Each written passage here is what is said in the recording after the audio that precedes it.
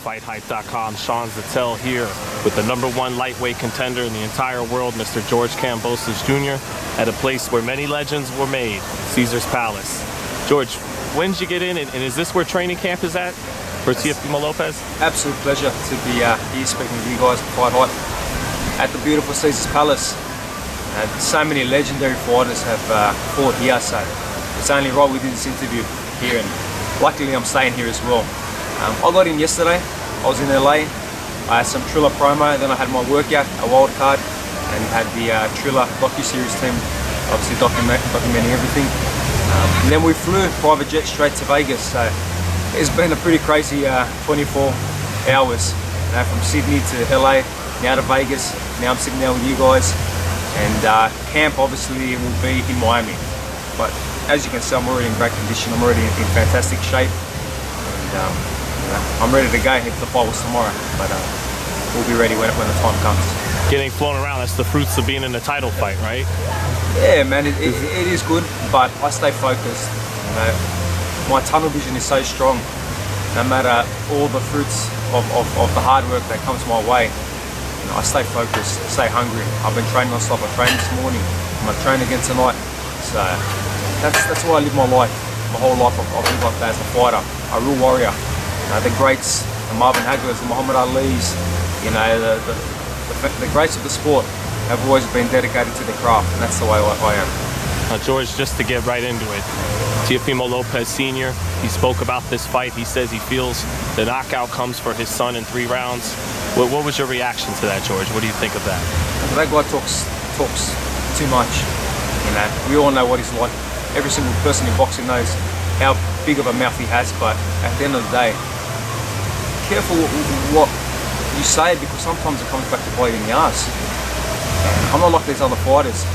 They won't tell you to your face. You know, I'll say it the way it is. I know what I got to do, and if they're only focused on 3 rounds, then prepare for 3 rounds, no problem. But I'll be preparing for 12. To be honest, we saw the Lomachenko fight. Your son is pretty much a 6-round fighter, you know, and luckily Lomachenko didn't turn it up. But I'm focused on what I got to do and how I'm going to win this fight. If you focus on your game plan, you think it's 3 rounds, then no problem. What attributes or advantages do you feel what over Lomachenko that he brought to that fight with Lopez? Lomachenko hardly threw a punch in 6 rounds. We all know that he had the shoulder injury. The hunger wasn't there. He was out of the ring for a long time. You know, I've been active. I've been traveling all over the world, you know, fighting these former world champions in their backyard. I've gained my experience. It's not like I'm coming here for the first time to fight the undisputed champion on his home turf. I love that the fight's obviously here in America. You know, I thrive on coming in being the underdog. I'm hungry. I'm focused. My tunnel vision, you know, is so strong at the moment. You know, all the little aspects. Lomachenko's a great fighter, and I'm not going to take away your victory. He had a good win. I won't take that away. But the hunger is totally different. The speed is totally different. The size is totally different. It's a whole different ball game. You mentioned, can hunger, and I'm not saying one fighter's more skilled than the other or anything like that, but can hunger overcome talent, overcome skill to a degree? I believe it can. I've got fantastic skills. You know, my boxing IQ, you saw in my last fight against Lee Selby. And the guy is known as being a fantastic boxer. I outboxed him. I wanted to on purpose to showcase another style of my fighting skills and my ring IQ. But the hunger, not only in the fight, but the way you train, the way you prepare, is what can give you that edge, and what will give me the edge. I'm hungry, man. Straight after the Selby fight, I said I was going to go train. I went and trained. Marked up, sore, I trained. The next day I trained. Since that day I've been in the gym, been working hard. No holidays, no rest. I've been putting in work, and that's the difference. This kid enjoyed himself. We can see he's put on a bit of size. We've been having a bit of fun. I've been hearing a few things. And man, I've been tunnel vision. I'm a family man. I've got 2 young kids. I left my family. I left my kids, you know, on this mission. Do you think that hunger doesn't come back for my kids? And that's to lead them to be asking, you know, my fiance, why is Dad going again? Where's he going? Why is he leaving for so long? When I left yesterday, a savage awoke me. a real savage, because everything I'm doing, man, is for him. He's still young. He's 24, but it seems to me, you really believe you have the edge in this fight mentally with hunger. I'm young too, man. I'm not You're 27. I'm no old Lomachenko or these old guys or these guys that had a certain style. I'm 27. I'm in my prime, coming to my prime right now. But I've been around the sport for a long time. From guys I fought early in my career to sparring with Manny Pacquiao to the 20 world champions I sparred, and I've been in the hard-ass gyms of Wildcard and all around America. I feel good, man. I feel really good, and I have that vision. I just know what I'm gonna do in this fight. I have the vision, and I've had it for a long time. And I just see all the belts around my waist, like they were around his waist when he beat Lomachenko. And not many people thought he would win. A lot of people doubted him. I feel like I'm in the same position right now. The vision, or they call it Eye of the Tiger, I guess. Eye of the Tiger. That Spartan warrior mentality. It's there, man. It's burning inside me. I'm in Caesar's Palace, and I wish the ring was right here. We'll get it on. I feel great, man. I feel good. You mentioned you've seen holes in his game, and you said earlier to start, he may be a 6th-round fighter. Did you see holes in his game before the fatigue came about in the Lomachenko?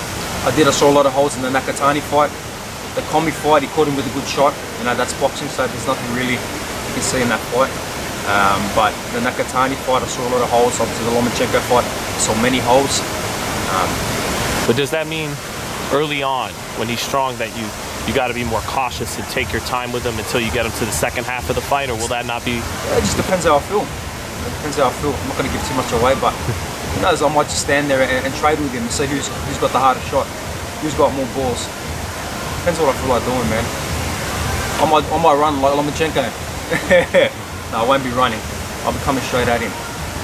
You mentioned the Spartan blood that I believe you have, being Greek descent, but living in Australia. This would probably be the biggest victory by any fighter in boxing of Greek descent. This would be the biggest victory for any Australian fighter, for any Greek fighter. This is a whole nother level. And we've had some good champions in Australia, but this surpasses everybody. To become the undisputed champion with all the belts, it's huge, man. And I feel like I have both countries on my shoulders. I'm coming into this fight representing both flags.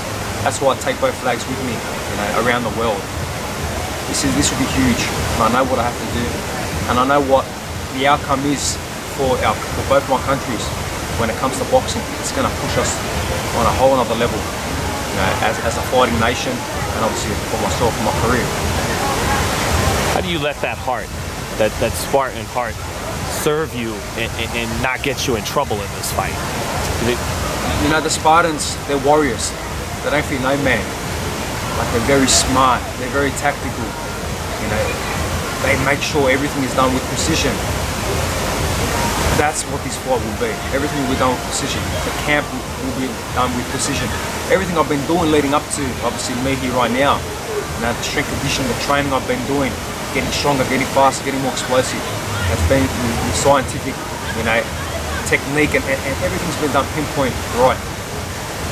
We're not just warriors that come forward and swing our swords and just fight for by any means. We fight very smart. With a smart, technical warrior mentality and type. Is there some similarities between the two fighters? I mean, just to play X's and O's, you guys both seem to have a great up jab. Both keep your hand at your waist, your left hand at your waist, and kind of jab out of it. You both like to kind of time that check hook. And am I wrong here, George? Or could you expand on that? Is there some similarities between the two fighters? There is some similarities in our styles. We both like to do some similar things, right? So let's see who does them better. Let's see who's got more artillery in the tank. But I think this fight is going to be won away from the fight, if you know what I mean. I think this fight is already won with the hard work that's been getting put in on my side, and especially these next 9 weeks of camp, of hard preparation. But very similar. We're both young. We're both outspoken. I think we're both going to put a lot of eyes on this fight once the American audience realises what I'm about, what my style is about, especially my last 2 victories. I think a lot of people they see the split decision fights. They box, so I can see 2 split decisions. This is an easy fight. They were not split decisions. Remember, I came into their hometown to fight them. And there's always going to be one judge trying to swing their way. I'm not giving anything to the judges, but that's the way things happen in boxing. But they were unanimous decisions. I picked these guys apart, and they were former world champions, credible names in the sport. Guys that had many defenses, guys that been around legends and been brought up big on the American scene. So I know what I got to do. I've been on the perfect road leading to this point. Everything has been done pinpoint correct. It's an interesting quote though. You said that the fight is already won. Well, I take that from the great Muhammad Ali, and the way I've always prepared in my career.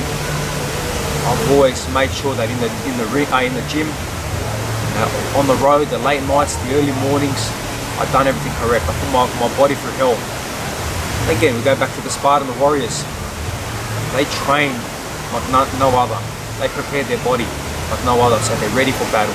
So when battle comes, it's already been done. It's easy, and that's the way I've always prepared, and that's why I'm sitting where I am today. How do you visualize this fight? How do you see yourself winning June 5th? Just victory, man. Victory with all the belts around my waist, on my shoulders. There's a lot of ways this fight can go with the styles, but I got every plan, I got every attribute to win this fight, and I will win this fight. If you doubt me, no problem, but after this fight, you'll know who Kambosos is.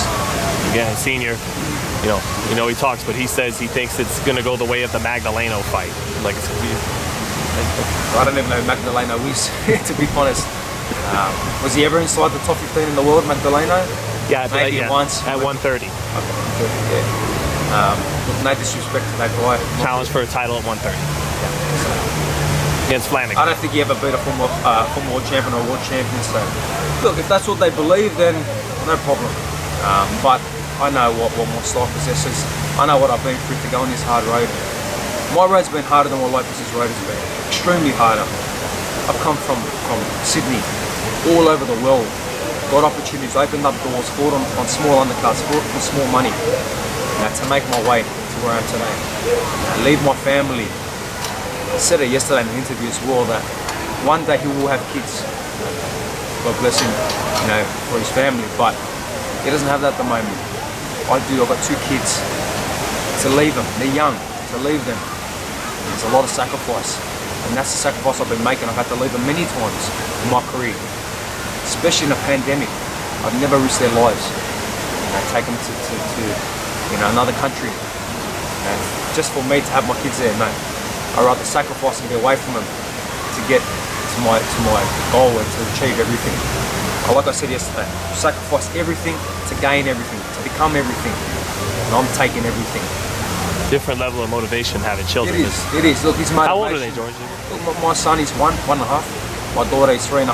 They're young, man. They don't understand why that has to go. And my son, I just spoke to him on FaceTime, he's saying, Dad, where are you? Huh? He doesn't understand. They don't understand why I'm here. They don't get it. One day they will. One day they'll understand. And that's why I fight so hard for them. And that's the inspiration, the motivation. His motivation is different.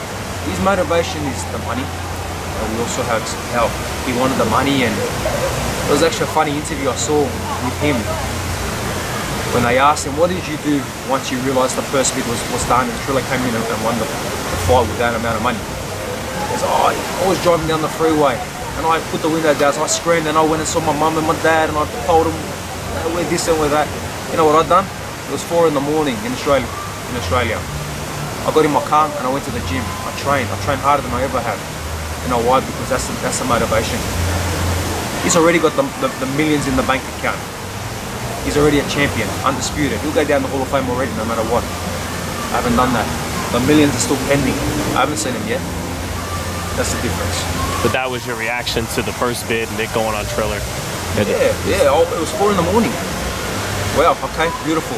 Secures my family, gives them a better life. But for me, I just focus on the job I have to, the legacy. That's what I'm here to leave. I got in the car, I drove to the gym. Everyone couldn't believe I was there. Man, you became a millionaire. Like a big deal. Who gives a fuck? I mean, I'm here to achieve greatness, legacy. That's what I'm about. Well, George, thanks so much, man. Poolside at Caesar's Palace in Vegas again. June 5th on Triller against the undisputed lightweight champion of the world, the #1 contender, George Kambosos, getting his shot at the world titles. Anything else you want to say, George? I'll go on for you. It ain't the takeover, it's game over.